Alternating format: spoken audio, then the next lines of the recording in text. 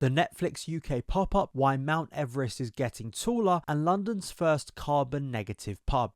If you ever wanted to own props from your favourite binges on Netflix, the streaming platform is going from the digital to reality as it opens 2 pop-up auction stores in the UK. Based in London and Birmingham, the stores will auction off some props from popular shows, with all proceeds going to the mental health charity Mind. Items going for auction include Penelope Featherington's headpiece from Bridgerton, Margaret Thatcher's suit as worn by Gillian Anderson on The Crown, Otis and Eric's bikes from Sex Education, and a Real Madrid shirt signed by David Beckham.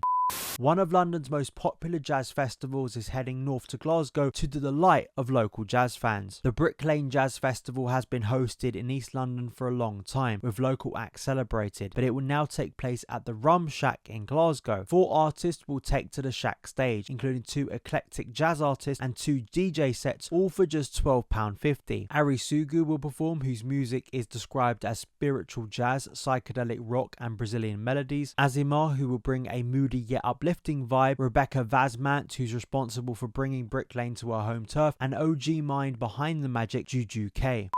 A comet that last appeared when Neanderthals ruled Earth is set to appear again, swinging through orbit towards us. Known as the A3 comet, is promoted as the most impressive comet of the year by the Royal Greenwich Observatory and should be visible to the naked eye. Discovered in January 2023 and visits the inner solar system roughly every 80,000 years. It comes from the Oort cloud, a huge shell that surrounds our solar system. Why is Mount Everest getting taller? Mount Everest has grown by around 15 to 50 meters in the last 89,000 years, and it's increasing every year. Now, scientists say that's because the mountain's water system captured a river. When the Arun River joined with another nearby river, the new path created the deep Arun Gorge near Everest. Now, the river network about 46 miles from the mountain is carving away at the substantial gorge, causing the nearby mountain to rise up by as much as 2 millimeters a year. A new rocket thruster could enable never-ending voyages into deep space by using any type of metal as fuel. Coming from a team at the University of Southampton, they are testing a new propulsion system which would allow metals found on comets and moons to be harvested in order to propel a spacecraft. Currently, rocket systems that have left Earth's atmosphere have used rarer gas phase fuels, which are easy to find on Earth but not in space. But using metals a spacecraft could harvest along its journey opens a new way to explore planets and space, lead scientist Dr. Min Kwan Kim told Sky News. A world-first vaccine for ovarian cancer is being developed in the UK, which researchers hope could wipe out the disease. Engineered by scientists at the University of Oxford, named Ovarian Vax, which teaches the immune system to recognise and attack the early stages of the cancer. Cancer Research UK is helping to fund the study with up to $600,000 over the next 3 years.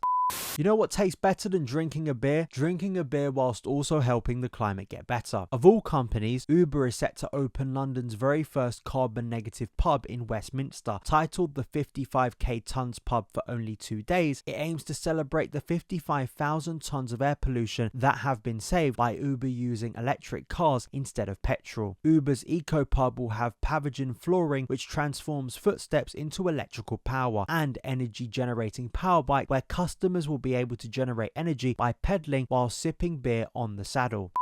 A new study has found that 1 million people in the UK now vape despite never having been regular smokers. This revelation is a 7-fold increase in only 3 years, which has prompted some concern amongst health experts. Rates of e-cigarette use among adults who had never regularly smoked were stable until 2021, when 1 in 200, about 133,000 people, were vapers. However, the proportion has increased sharply to 1 in 28 in 2024. A study published in the Lancet Public Health Journal suggests. Separate figures from the Office for National Statistics, also published this week, show 5.1 million people aged 16 or over in Britain, about 1 in 10, use e-cigarettes. Vaping rates were highest among those aged 16 to 24 at 15.8%, the ONS found. That's it for this week. I'm off to bid for Penelope Featherington's headpiece. See you next week for more bits for your brain.